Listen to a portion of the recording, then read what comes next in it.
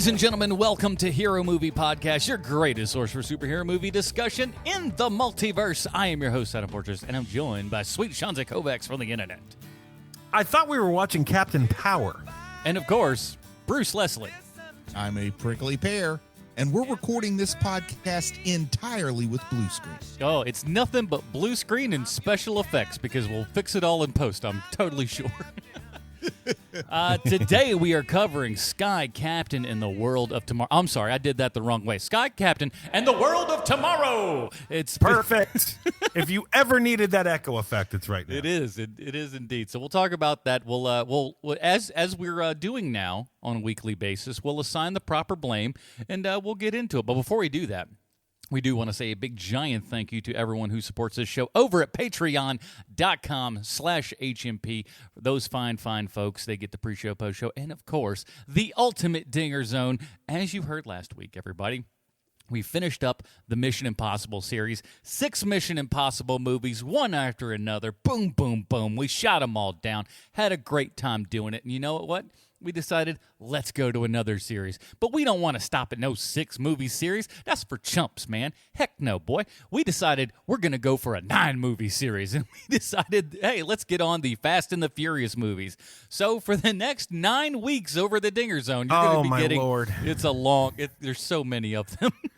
so many moments of Vin Diesel pretending he's a tough guy. Yeah, I'm a very tough man. So we'll be reviewing all of those one after another, and they're long shows. They average about 45 minutes to an hour apiece, so get out there, check that out, and of course, at the same time, help this here program, man. We really appreciate all that, and because it's the beginning of the month, big thank you to everybody who re-upped this month and helps continuing get this train going, man. And if you can't... You guys are real humdingers. Indeed. Speaking of humdingers, if you can't support us, that's completely understandable. But if you can't, what we'd like you to do is go out to iTunes, give us a 5-star review, a.k.a. Humdinger. Humdinger. And we got one as follows right now. And it's entitled, Stole My Daughter's iPad to Write This Review. From King Solomon's Frog. I knew that, if we shook that tree of steal somebody's, iDevice and start reviewing, I knew we'd start getting some reviews in here, and lo and behold, here's one of them. 5 stars from King Solomon's Frog. That name sounds awful familiar. Sorry this took so long since I've been listening for a few years, but I finally took your advice and started rating all of your shows. Humdingers, nonetheless. Please check out my work on other review from when I stole my wife's iPad, King Solomon's Frog. So thank you, King Solomon's Frog. We got another review that, oddly enough, sounds very familiar to this one. We'll cover that one next week. But we'd like you to review us on iTunes and wherever else you find podcasts and stuff as well. And, of course, now we're on Spotify and all those other things. And we're trying to get some of that Joe Rogan Spotify money. So we're trying to build an empire. So get on top of it, share with your friends, and hit up youtube.com/Hero Movie Podcast. I think we're about at 1,500 subscribers or so now. So we really the Roboy Empire grows, and they're not all of them are screaming at me in foreign languages now, which is nice. Hey, that is nice. There's a couple of thumbs up on some things. People are liking it. There's still a couple of curses, but it's okay. I don't take it personally. This is a weird connection, but they had to go through Fast and Furious 5 to get $100 million, and all Joe Rogan had to do was go to Spotify. Sure. Man, son of a gun. We're doing it the wrong way. So Sky Captain and the World of Tomorrow. Let's go ahead and take a listen to the trailer. Emergency Protocol 90206, calling Sky Captain. When the shadow of evil falls across mankind, Come in, Sky Captain. a bold flying ace, This is Sky Captain. I'm on my way. one intrepid reporter, What's this all about? He's coming for me. Who's coming? and a courageous naval officer What have you got me into this time, Joseph? Nothing you can't handle, Frankie. are all that stand between the enemies of the future and the world of tomorrow. Cap, this is Dex. Do you read me? Come in. Hang on, Dex. I'm a little busy. Jude Law, Hold on. Gwyneth Paltrow, Can't anything ever be simple with you? and Angelina Jolie. It's a pleasure to finally meet the competition. Joe! I see it! Sky Captain and the World of Tomorrow.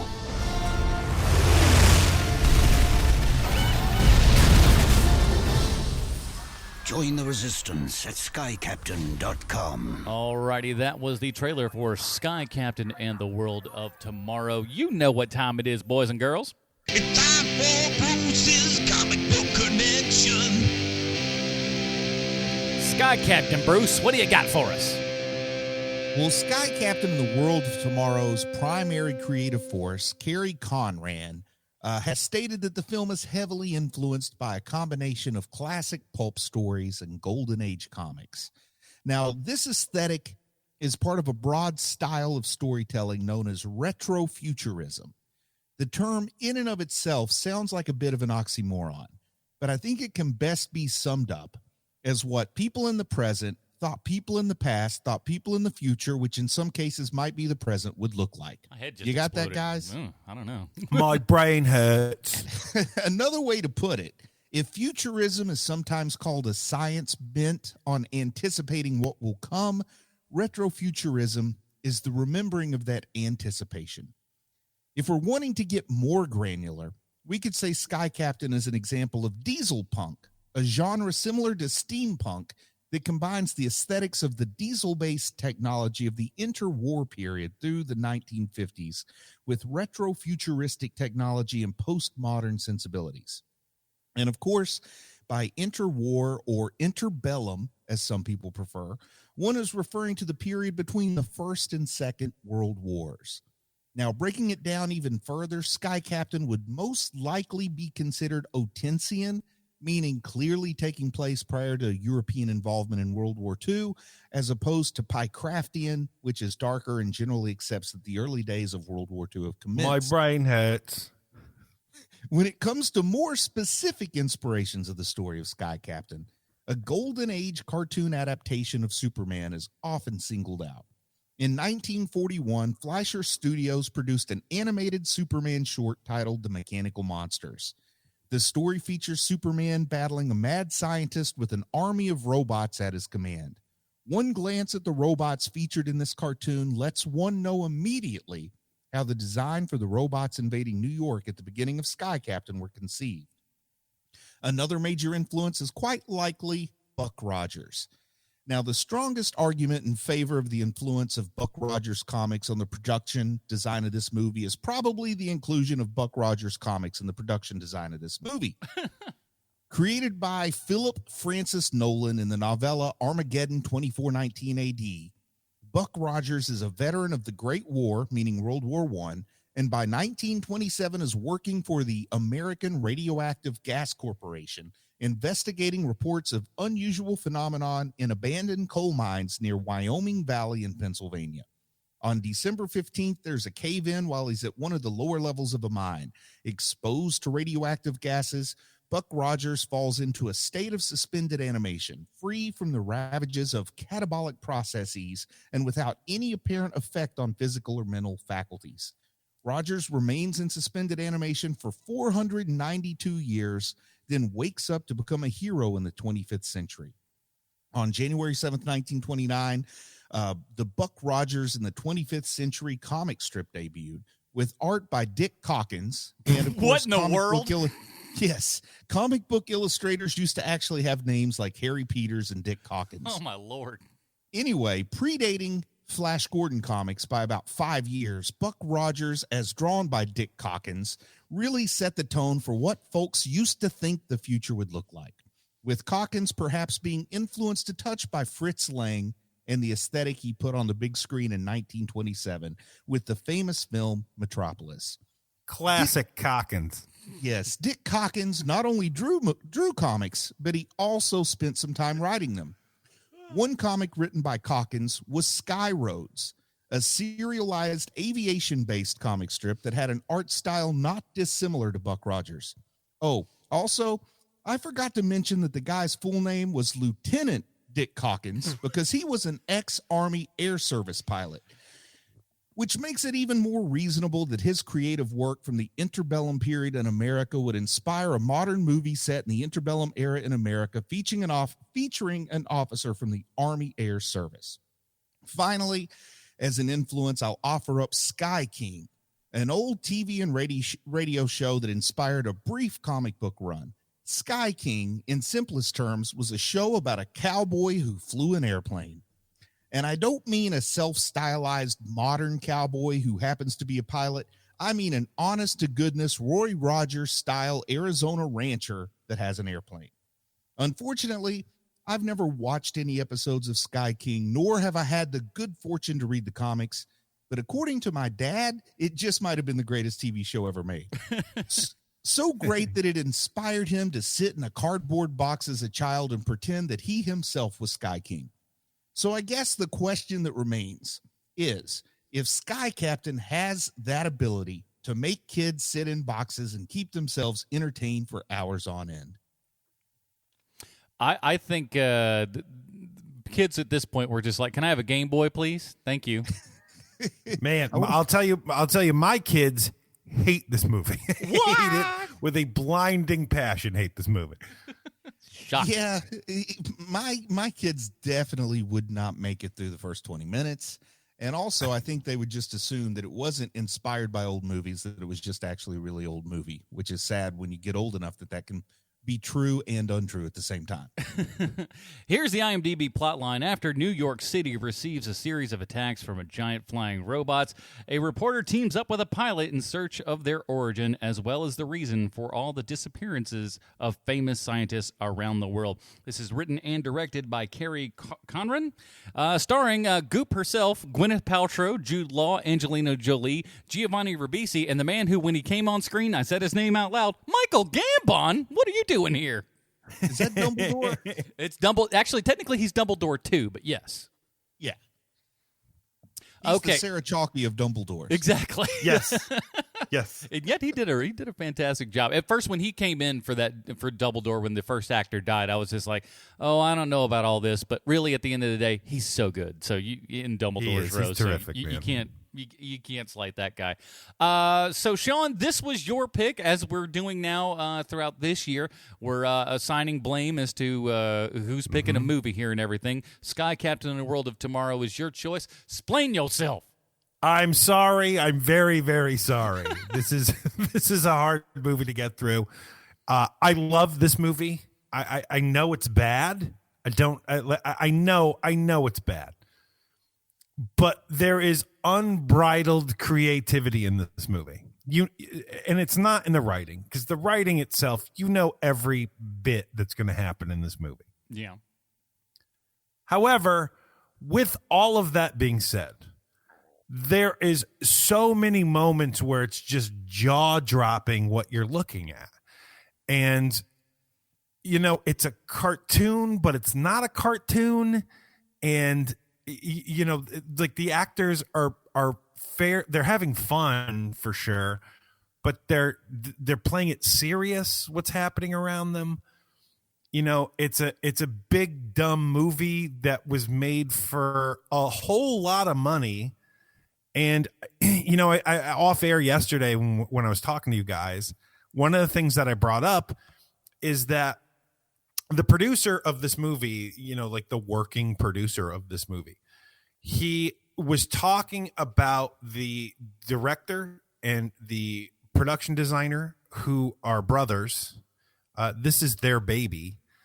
And he was talking about them in the past tense, even though the documentary for this movie was made probably 6 months after the movie. He was talking about the two brothers like they would never work in film again. Well, the funny thing is, when you look at those IMDb, not far off. No, definitely not. And, I know that they've made a short, I think, a couple years ago. And they made like a soda commercial. But, like, what's that soda? Is it Pepsi Man? Like something as strange as this movie is? It's Tab Cola for the masses. We liked Kool-Aid. It's so man, crazy that it's one of those things where, when I think of like deep cuts for comic books and things like that, I think of this is one of the movies I think of. Like I think of this, I think of Dark Man, where, you know, this movie is not made for many people, but it's so strange to watch because you're just like, I don't think I've ever, at least I am, I'm like, it's like watching an underdog cartoon, but for real, you know? Yeah, I absolutely know what you mean. You know, when you were watching the film's commentary and the discussion where they were talking about the director in the past tense and that sort of thing, did they explain at all how they convinced Aurelio De Laurentiis to finance this in the first place? Like somebody with zero record. That's what puzzles me, is that this is somebody's first attempt at making a movie, and it had a $70 million budget, A-list stars, and got a wide release, and it wasn't a hit. Like I couldn't imagine. I could see Steven Spielberg pitching something like this, and you're like, well, it's Spielberg. It sounds weird, but it's Spielberg, so we'll make it. But a guy that's nobody from nothing off the street. And De Laurentiis was still making movie. You know, the De Laurentiis family was still financing movies in 2004. That shocked me too.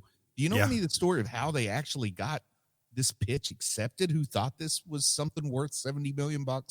Well, I can tell you because I know the story behind this, which is that, so the two brothers make this short film. It's a 6-minute long short film, and I've seen it. And it's basically, you're watching the first act of a serial, the way that it's made. And it's very cool to look at. It's not something where, you know, you want to watch it all the time, but it is so strange and unique and of itself that every time they showed this short to someone would go, wait a minute, how did you do this?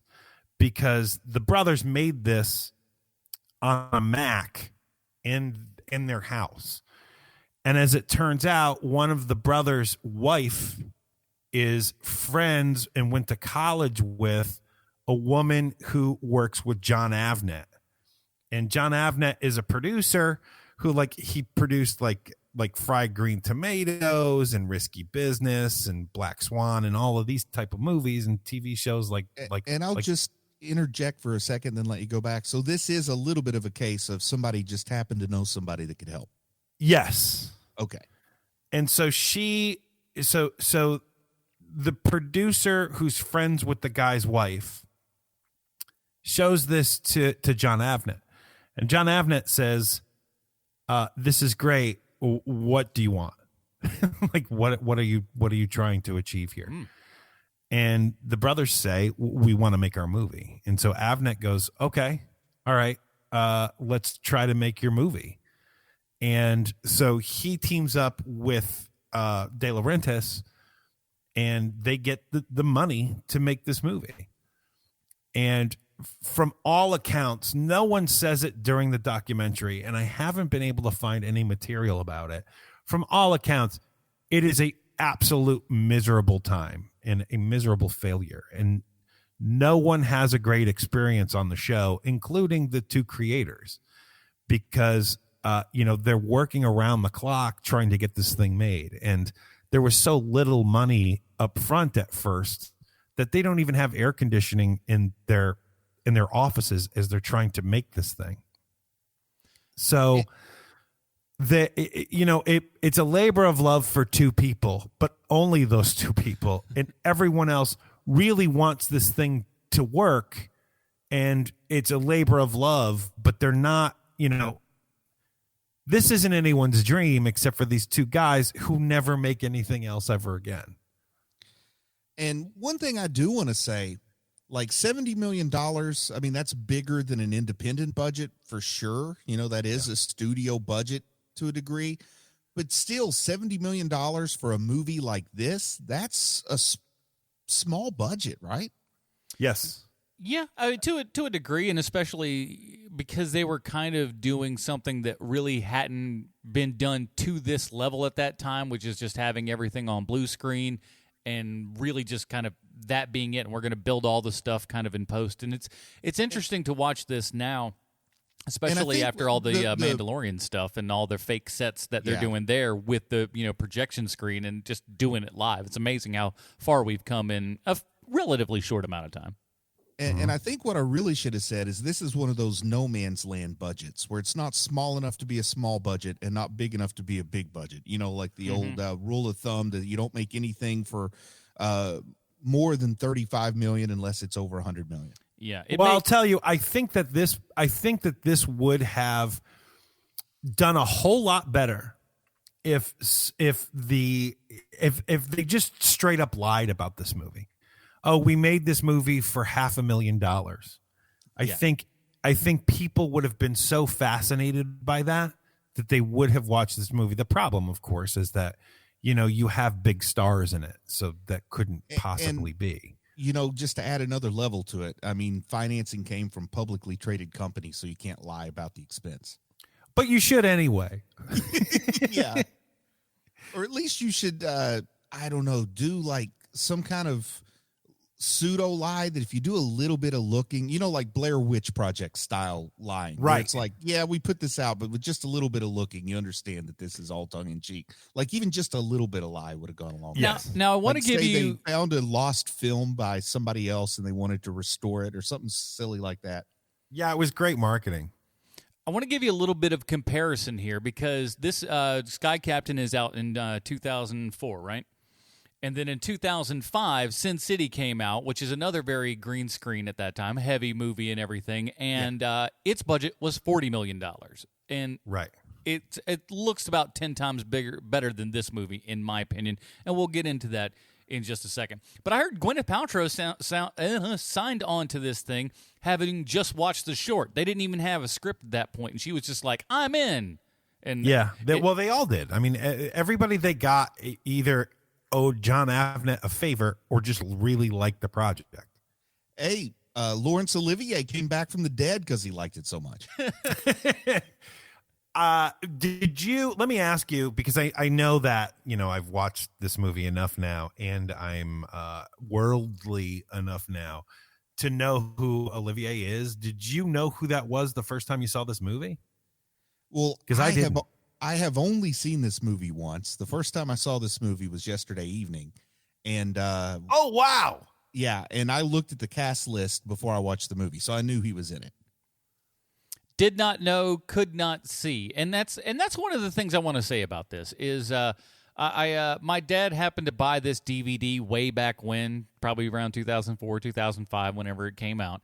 And so I was like, okay, look, something I don't have to buy or rent, beautiful. So I snagged that thing and I put it in, and maybe I've just been spoiled over the years with high-definition transfers and everything. This movie looked like turd to me.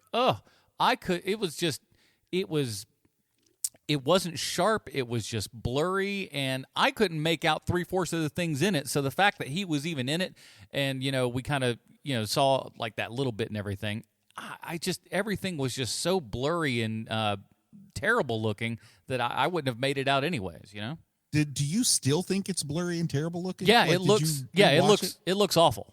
This movie, it's got that moonlighting haze on it too. Yeah, I thought it looked great though. I mean, I think it's got that haze as a stylistic effect intentionally. Yeah, but I mean, and that's one thing. But one thing I can honestly say about this, as I was watching it, I really wished that I had seen this in the theater, or I wish it would be part of like one of those flashback cinema things.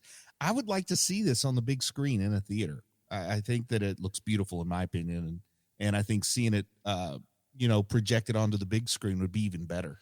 I think there were parts of it that looked really good, but there's so much of this movie that is in deep crushed blacks that you can't see what's going on. I mean, people complained about those couple of episodes of Game of Thrones. I ain't watched those, but I don't know that they could have been worse than what we saw here. Oh, because there's so much black in this thing that I was just and again, maybe what you guys, how did you guys watch this?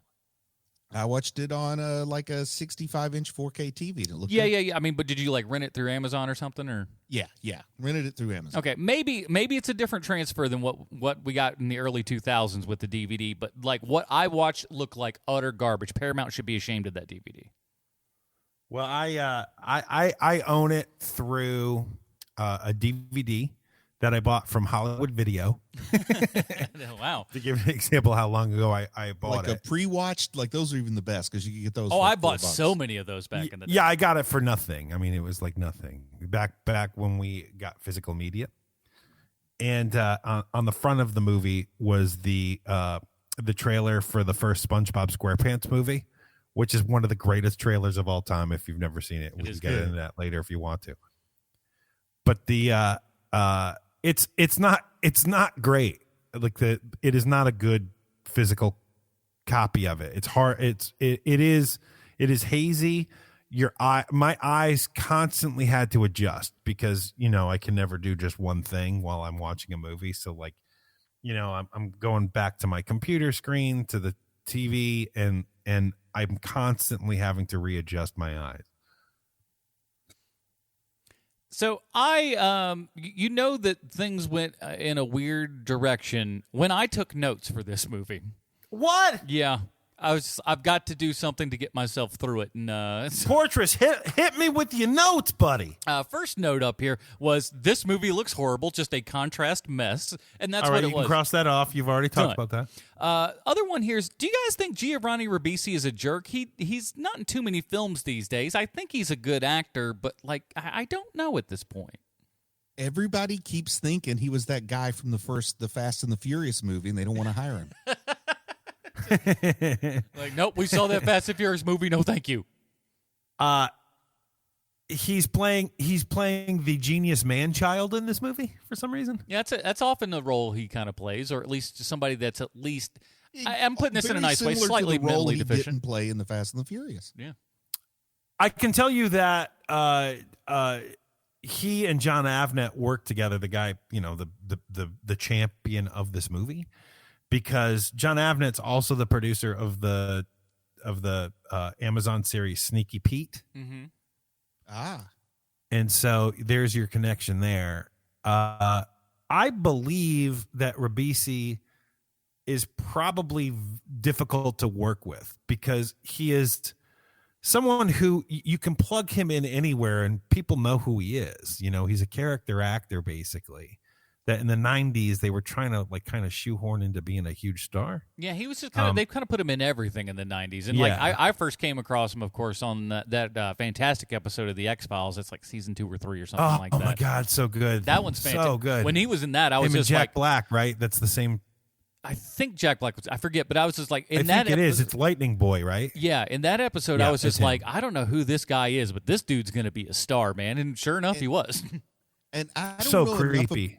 I don't know enough about how the business works, but I feel like in the 90s, Ribisi was in enough successful shows that have been syndicated that maybe he makes enough off residuals that he doesn't, as long as he doesn't live an elaborate lifestyle, he probably doesn't have to work unless he wants to. Well, we're also forgetting his big get, which is that he's in all the Avatar movies. All of them? Well, all the ones I mean, so he's far. been working on Avatar for 4 years. That's a lot of work. And yeah, you got the Sneaky Pete. That was around for at least a couple seasons, right? I never. Yeah, watched I mean, he's still working. He's and he is good in that thing that he does. And speaking of which, he's also in that thing you do. But he's one of those guys for some reason. He just didn't ever blow up. And you know what? That's fine. He can be a character actor, especially now because he's kind of aging into his looks.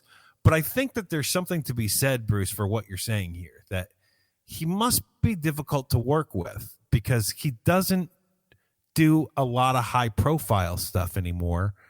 And you can't talk about Giovanni Ribisi without talking about the elephant in the room, which is that he is a hardcore Scientologist. I was just thinking that. Well, there you go. Boy. Yeah, that part I didn't know about, actually. Yeah. It's one of those, I felt like I heard that at some point and then had forgotten. Was like, oh, I remember that. My next note says here, this feels like George Lucas. You asked who this movie is for. I feel like it's for George Lucas and Steven Spielberg and guys like that who just love this stuff. Let's talk about just George Lucas first, and then we can throw Spielberg in there. But, I mean, George Lucas, a significant part of his early career and all of the success I think he's ever had was by trying to reproduce Republic serials for a different audience, basically. I Yeah. mean, Star Wars, there's no surprise. He's like, yeah, I love Flash Gordon serials. That's why it starts off as if you're in the middle of a story. And then if you don't see the link between the old fashioned, like the term cliffhanger used to be because guys like Indiana Jones were hanging Right. from a cliff at the end of the serial. So you come back the next month and see the next one. So to this point that it's for George Lucas, Adam, I don't understand why Kevin Conran, the brother who's the production designer and drew everything and designed everything in this movie, I do not understand why he didn't get a job at Lucasfilm. Because if you ever needed to have like a calling card for like, hey, this is what I am capable of doing, it's this movie. Yeah. You know, if for no other reason, I get how hard this movie is to watch. I totally understand that it's basically a $70 million student film, this movie. And it was also made just a little bit late. And what I mean by that is like Star Wars and Indiana Jones and some other things in that vein were made because people were very nostalgic for movie serials from 30, 40 years before. And then now you get things like Transformers and the multitude of successful comic book movies because people are nostalgic for things like Super Friends and the cartoons they used to watch and the old, the original Superman movie and even the Tim Burton Batman. Like there's this idea of nostalgia where you want to do what you used to like, but you want to do it in a different sensibility because, you know, storytelling demands evolve over time. And the fact is, in the 80s, when people were making things like Indiana Jones that were terribly successful, if they went back and watched the serials that inspired that, they would be nearly unwatchable because they move at such a different pace. And the same thing kind of goes now. You know, we talk about it all the time, the superhero movies we grew up with versus what we're getting now. And this came about 10 to 15 years too late to grab that kind of nostalgia. The people nostalgic for this aren't the people looking to go watch movies like this anymore when this comes out. I totally agree with everything that you've just said. You know, I think that I think that tastes have shifted, especially since the baby boomers aren't in charge of every bit of nostalgia in pop culture anymore. But I still think there is value in hiring this guy to design your fantastical whirligigs. You know, he is. Oh yeah, he is a very, very good designer. And what I'll say to that effect right off the bat is the fact that he never worked at any point with Brad Bird blows my mind because the two of them I seem know, like man, they it's could so work together crazy. well. What? Or having this guy on The Incredibles nothing but good comes from that. Yeah, and I could see where maybe the guy who designed the robots in this would want to work with the guy who helped make the Iron Giant. I mean, there's just so many things that Bird has done, you know, The Incredibles, even the not quite beloved Tomorrowland could have used some of this aesthetic in it. Oh, it would have helped. Tomorrowland is also a very hard watch, although it's also one of those things where it's just jaw-dropping some of the things you see in that movie. Next one here is you're inside a glass-covered cockpit. Why the goggles? Aesthetic, you know. And then he takes them off at another point, and then but yet no goggles for Gwenny. What gives? Well, it's an excellent point. As far as the ridiculousness of that, just remember, like present day fighter pilots that are flying what are the equivalent of spaceships when they're out there flying still wear helmets. So, you know, there's something to be said for that belt and suspenders approach that you take as an aviator. Yeah, I get it. And it does look cool, but it did make me just kind of go, well, they normally wear those in like if you're in like a biplane or something to keep wind and bugs and stuff out of your eyes so you don't have to blink the entire time. But if you're inside of a cockpit, don't know if you really need that per se. They also work really good as sunglasses. Exactly. Now let's go barnstorming. And now if you had that, if they were tinted, I would be that question would not have been asked. It would have been like, oh, well, he doesn't want to have to, have the sun in his eyes. Makes total sense. Plus, you got to remember, at any point you could be underwater in this plane, so you might need those goggles for skin diving. Bruce, I don't know what you're doing here, but you're actually jumping on my next question or my next point, my next note here. Best line in the movie: "We went underwater." Yeah, no crap. You're underwater. We got that. Do you think he doesn't know? I'm amazed that kind of plane does not exist in the real world right now. Because imagine, there would be no more planes lost over the ocean. There would only be planes that turned into cruise ships before reaching their final destination. Man, well, you that. also don't have a Giovanni Ribisi working on a 747, In fact, I could almost see certain government folks thinking that the actor Giovanni Ribisi needs to be put in charge of making that happen. Oh, man, I think that's a great idea.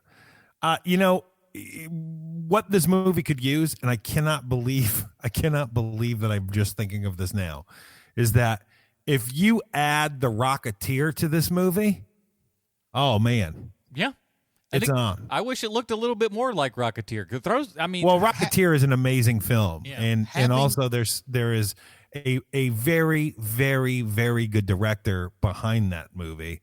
Whereas this is, like I said, it's a $70 million student film. Oh, and before I get the emails, we did do Rocketeer. Go back through the archives and do it. There's a lot of movies that we've covered that people think we talked about it. We got it. Having never seen this before and just knowing the title, I thought it was going to be a little more like Rocketeer. Like, I thought he was going to have some kind of more unrealistic flying device rather than just a P-40 Tiger Shark. I do love the, once they go and make the planes into, underwater boats and everything, and how the propellers move from the front to the back. Again, that's another like really cool aesthetic and stuff that really would have worked great in things like, Incredibles and stuff like that. You're right. It is surprising that this guy wasn't tapped for other things. And like when they go to what I'm going to call the helicarrier. I mean, that's just S.H.I.E.L.D.'s helicarrier. I mean, that's what it is, man. Yeah, with Angelina Jolie, who, from what I understood, was only on set for 3 days for her part, which is kind of cool. Yeah. They got a lot out of her in those 3 days, I guess. Yeah. And they built all the marketing campaign around her. but the kind of planes they had up on the helicarrier, I wish at that point he would have switched to one of those to at least give it something pizzazzy. But, the people that made this clearly put together a model P-40 Tiger Shark when they were kids and loved that plane, and he just keeps flying it. It feels like something where if this movie was a bit more successful, you would be able to purchase the iconography from this. But, it wasn't, and so you can't. No. And then, it does kind of, you see the obvious references to Metropolis, when they're in, I'm talking about the Fritz Lang movie, not the town that Superman lives in. And then I've seen online, people are comparing it to a Miyazaki movie. You're kind of a Miyazaki fan, aren't you? Am I saying the name right there, Adam? That's correct. Okay. I love Miyazaki. So Laputa, Castle in the Sky is the movie that this has been compared to. And I can see that. I don't know if you guys have had a chance to look around on HBO Max yet, but Metropolis, as well as the Dr. Marbus movies from Fritz Lang, are available there under the Turner Classic Movies channel. And they've also got a whole Studio Ghibli, however you say that. They've got So they've got like Laputa, Castle in the Sky available. And it's kind of cool that so many things that are listed as influences on this movie are available to watch too. So if you like this, maybe you can go see where this aesthetic came from and maybe a little bit better narrative associated with those. Man, HBO I don't mean to turn this this episode into a commercial for HBO Max here, but I do have some questions for you, Bruce. Yeah. Did you have to buy yet another HBO? Because I know that you had HBO already. So did you just I got 2 emails. I got an email because AT&T owns so much of broadcasting now. So I have my phone service through AT&T. I've got DirecTV, and I have an HBO subscription via DirecTV. So I got like an email from AT&T and an email from AT&T/DirecTV, both telling me that I could access it without any additional cost. Just log in, use either my phone login or my DirecTV login. And then I get another notification that it will not be available on Roku, which is my preferred method of streaming stuff. So so I had to actually hook up my old Apple TV box that I haven't used since I've refitted the house with Roku TVs, and got it that way. But no, I didn't have to pay anything extra. All it did for me was just re-updated the app and everything. Boom. Yeah, and that's what it would do if I use the app on either my phone or my Apple TV, but on Roku it doesn't do that. Because I get HBO through Amazon. Amazon and Roku, which represent 33% of streaming devices from what I read, have yet to reach an agreement with AT&T for that to be hosted on their streaming devices. So yes, so you're in my boat there. But you can watch it on your phone if you've got the HBO Now subscription. But if it's through Amazon, I don't know. Now, that underwater line was good, but the second best one in there is there's markings on it like a ruler. I'm telling you, I think they secretly hate Gwyneth Paltrow. They gave her the stupidest lines. Well, and we'll get to that, but I think you are correct. I think they do too. Where was Gwyneth Paltrow career-wise in 2004? She's doing pretty good at this point still. Yeah. Yeah, she's still kicking it around. She's still doing some Miramax stuff. I mean, like, what was 97 was Shakespeare in Love? I feel like it's impossible, though, that 16 years ago she was anywhere near what she is now, at least in her own mind. Oh, like, no. My God, no. I really think something has changed in her significantly in the past 16 years is my impression.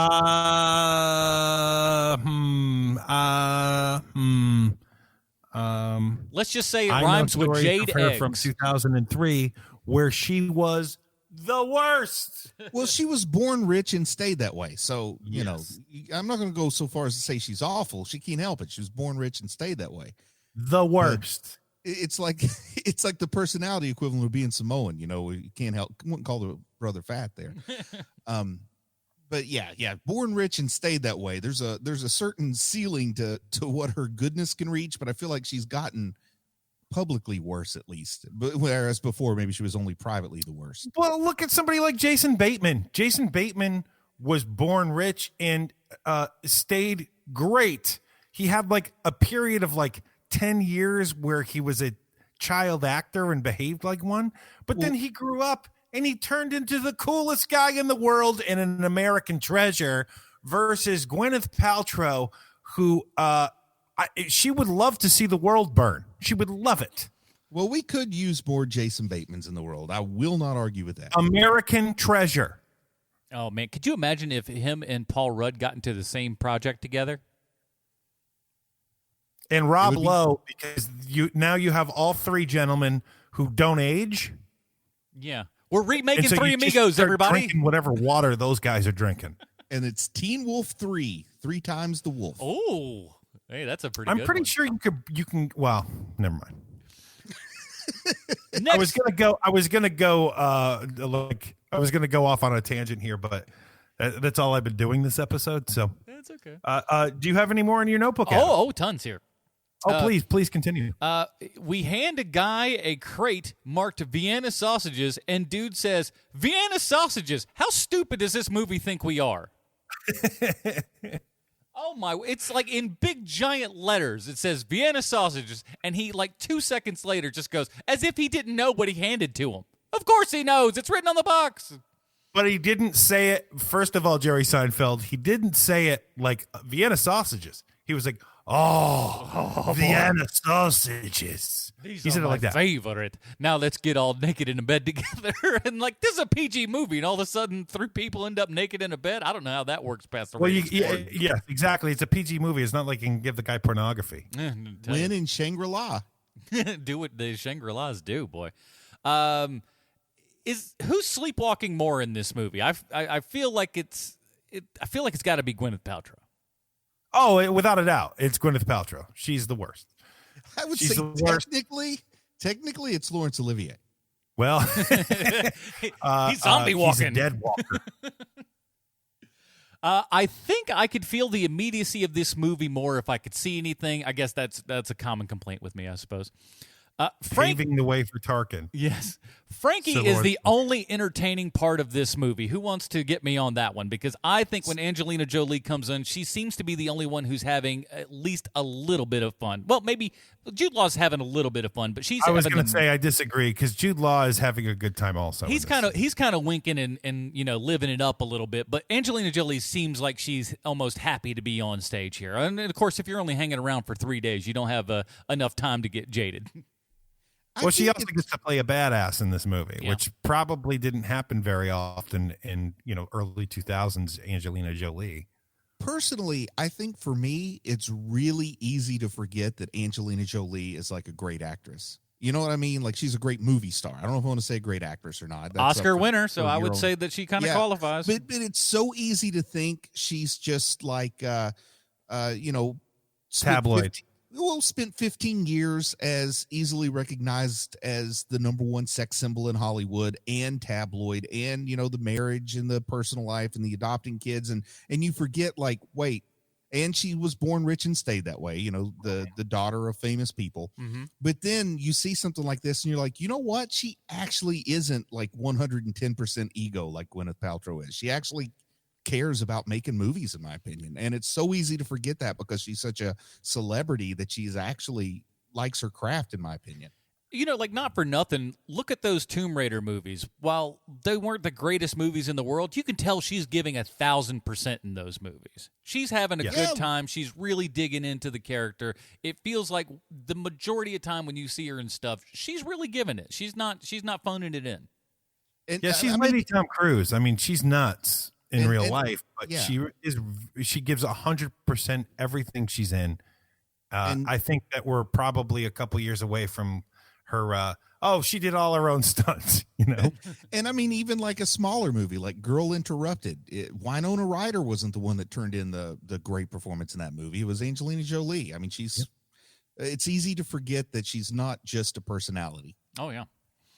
Eye patch or no, you'd take Frankie over Polly any day, right? I mean, even if we take out who these people are in real life. Oh, please, Frankie all day, every day. Oh my word! Come on now. I mean, it's not a contest. It's not a contest, but I will say that the character of Frankie is absolutely a character that doesn't make you want to hate her from the moment she steps on screen. Yeah, she seems fun. She's in for action and stuff, whereas Polly's just kind of walking around going like, I don't know if I can take a picture. Moo.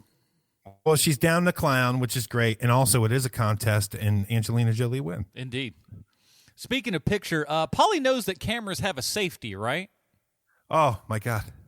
Drive me up the wall, dude. It's just like you didn't have to take that picture. Just push that button in to where, the little lever. Yeah. I hate to be that guy. But you have to remember that retro futuristic cameras do not have a safety. But they do have a camera lens. They do have a lens cap.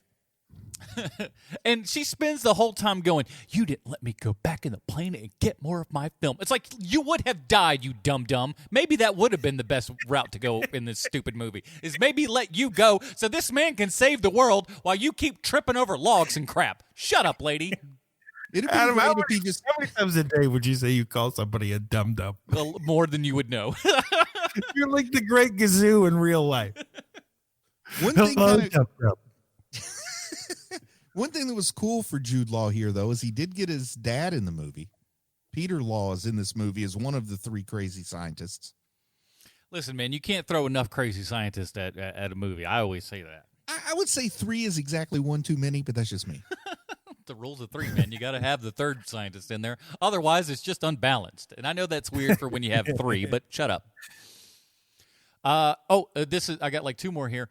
Jude Law punches out Gwyneth Paltrow. Living the dream? Favorite part of the movie. I've got that in my notes. Favorite, maybe best scene in any movie ever. I mean, the audience stood up and cheered. Just hauls out, and punches her right in the face, and knocks her out. Fantastic.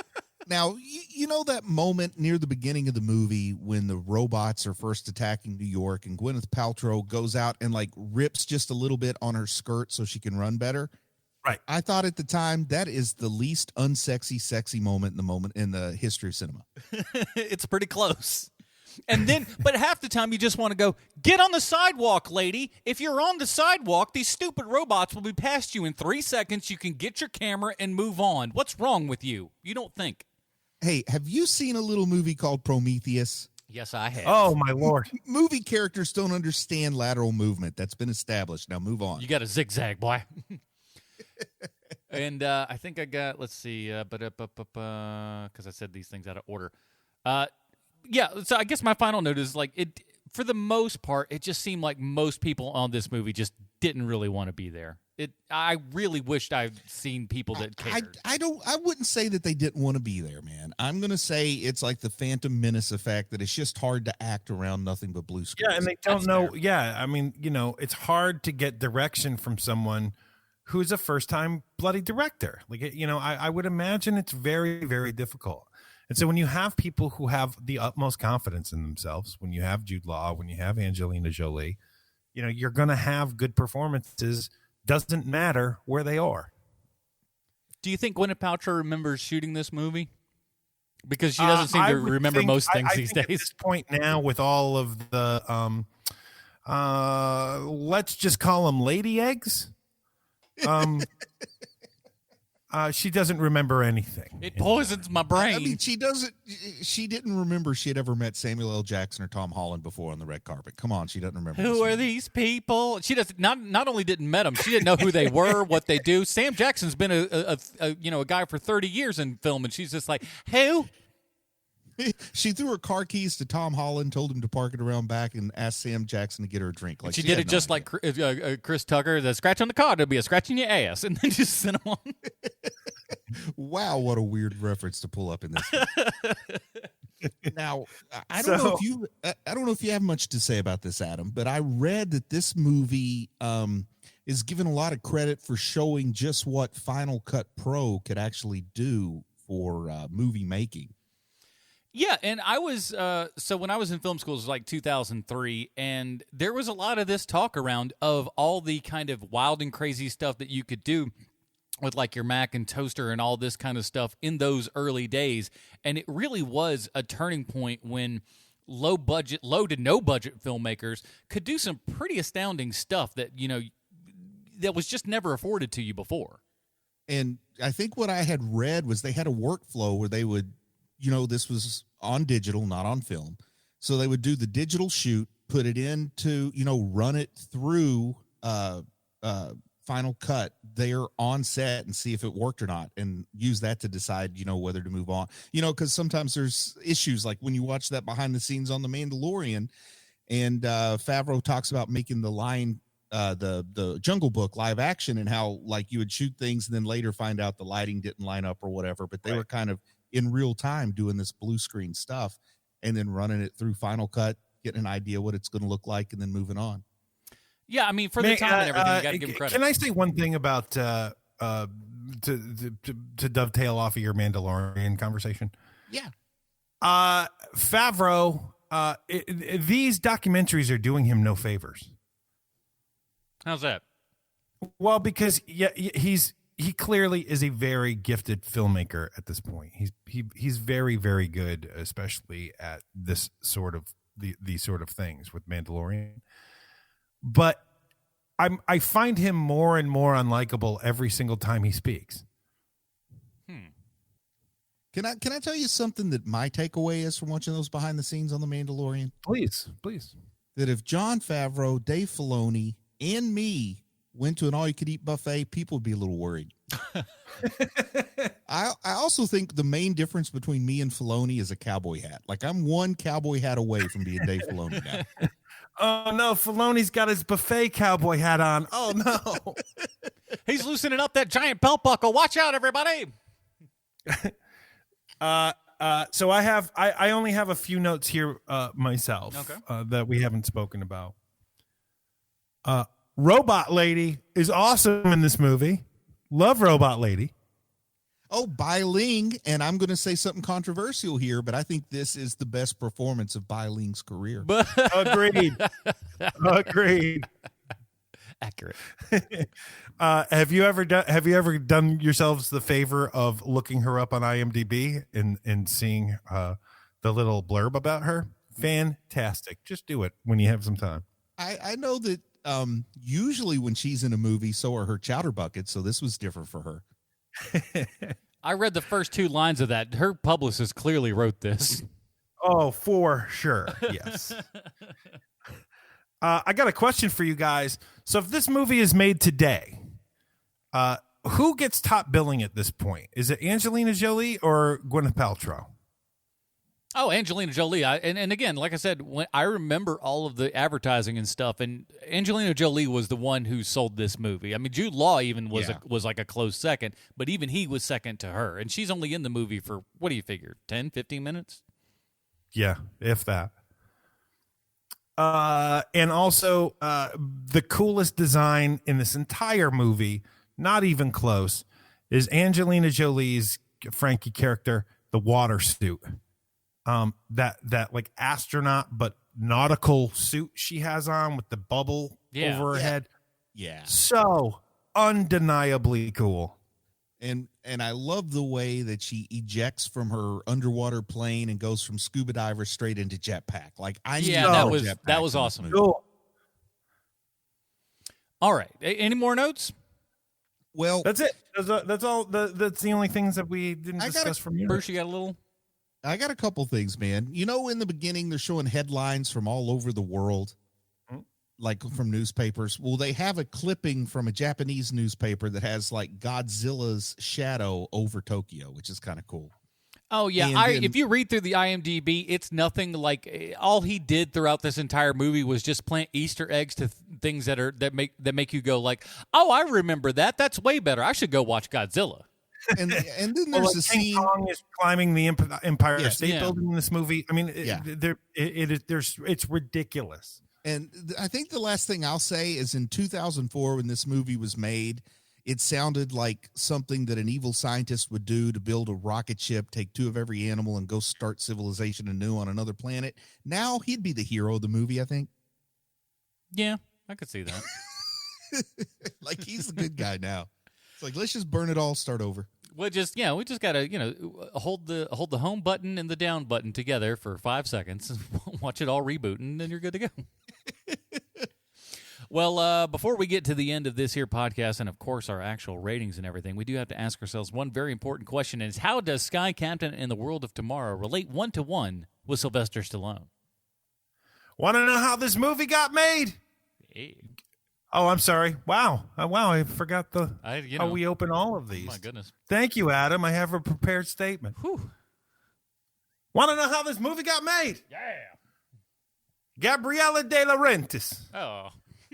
Executive producer of Sky Captain in the World of Tomorrow. But why? Why dump a bunch of money into a movie that's made for no one in particular? A PG movie that's not really a cartoon set during World War II, kind of, I guess? Children hate it? But Gabriela De Laurentiis also produced Daylight, starring Sylvester Stallone. He was paid $17.5 million to star in that movie. And I think we've talked about it before, but he also insisted on staying at a $3,500 a night hotel while they shot in Rome. They were in Rome for 3 months. The director of Daylight wanted Nicolas Cage to play the lead role of Kit Loretta, but the studio thought it needed an action star and that Nicolas Cage was more of a character actor. 1996, everybody. Daylight was released in 1996, and while doing press for this movie, Stallone stated that this would be his last action movie. He said that 25 years ago. In 1996. If you've never seen the movie, good for you. It's terrible. I'm proud of you. Stallone plays a former cop who got fired from the force for being too good at his job. Watch the movie. Swear that's why. There's a scene where it looks like the dog has died, but turns out later the dog actually lived. They did this all the time in the mid to late 90s. Every dog, everywhere, ever. Independence Day. Yep. Everything ever. Dog looks like it had perished. Dog is still alive. And there you have it, HMPers. Oh, wait a minute. One more thing. Viggo Mortensen's also in Daylight. Yeah. So there's that. That's pretty cool. Young Viggo Mortensen. Anyway, there's your Stallone connection this week, HMPers and Dingalingers. Your Stallone connection, none other than Hollywood producing royalty, Gabriella De Laurentiis. I'm Sweet Chauncey. You're welcome, English-speaking Earth. Daylight is the Poseidon Adventure in a tunnel. Yeah. It's great. Man, the De Laurentiis family, they've been all over Hollywood for decades. Mm-hmm. But it's never 50 like years. Yeah, I've never thought like I want to watch it because it's a De Laurentiis movie. It's like I think I want to watch that. Oh, it's a De Laurentiis movie. Well, I'll watch it anyway. Yeah. And then it's a bit of a flip of a coin. After 50 years of Hollywood, still like the most influential member of the family is the one who can cook, like the cooking show lady. Oh, That's my crazy goodness. to me. A little Italian lady can cook for me any day of the week, boy. Well, head is freakishly large, though. You got to admit that. That's true. She's got a tiny body and a big old head, but that's what successful people have. I mean, just go look at it. I mean, it's there. They're all all Funkos. So we have our own patented rating system here at Hero Movie Podcast. No stars, no letters. That's a bunch of garbage. No. We have our own patented Robin rating system. If you'd like to check that out, head on over to Facebook.com/Hero Movie Podcast. Right there at the top of the screen. And throw us a like, why don't you, at the same time. Bruce, where does Sky Captain and the World of I'm sorry, hold on. I got to do it. Sky Captain and the World of Tomorrow fall on the Robin rating system for you, sir? It's a tough one because I know a lot of people aren't going to like it. But I think if you haven't seen this movie, I really want everybody to see this movie once and then decide for yourself if you like it or not. So I don't know how to rate that. The narrative, I don't care one bit for. Like the story is pretty much zero to me, but the visuals are really unique. They're unique and at the same time borrowing heavily from other stuff. I can't quite put it all into words, but it is something that, it's like a proof of concept instead of a movie. Like look at how good this all looks and what you can do. Now let's go do something with it. Only they never got to the let's do something with it. Now part. in 2005, you go and see Sin City and go, that's how you can do it and do it right. But there are people who are going to absolutely adore and love this, and there's nothing else like it out there. So if this is what you want, this is what you got to watch. So I guess it would be like a super strong Damian Wayne. Like I fully know a lot of people are going to watch it and say it's awful, but I also know there's some people that are going to watch it and be amazed. And I love the imagery. So it's a tough one, but I'm going to say like a strong Damian Wayne. All right, Sean, what do you got? Can you guys hear me? Yeah. Yeah. Oh, fantastic. Good, because my computer has completely frozen up. This is not a good movie. It's quite terrible. I love it anyway. It is so strange. For me, it is a very high Damian Wayne. It is like you're never going to see anything like this again because they would never take a chance on this movie ever now. And that's what makes it so strange and unique, and why I love it so much is that this is one of one. This is it, and that's why I wanted to review it in the first place. Thank heavens it's a one of one. For me, I'm going to be honest with you guys. Before we started recording today, after I'd watched this movie, my thought was, this is a Chris O'Donnell as Jason Todd being bludgeoned to death with a crowbar. But our review here has swayed me a little bit, and I'm just going to go to regular Jason Todd. Even my Hollywood crush of Angelina Jolie for her 15 minutes or less in this movie cannot save this horrible atrocity. It makes I just. And like I said, maybe the transfer on the DVD that I had just looked awful and it looked better elsewhere. But 3/4 of this film is in just utter crushed black darkness. And to me, I wish it was. They talked about doing this in black and white at one point. I feel like it almost would have been better had it been in black and white as opposed to this weird sepia tone kind of thing. So. I can't get behind it, and if there is a better transfer out there, I sure shooting ain't never going to watch it, so I don't care. Jason Todd. So that was Sean's this week. Next week, I'm choosing the film. That's right. We're going to see if it's me who, has the same thing, but maybe we'll end up in the same place. Who's to say?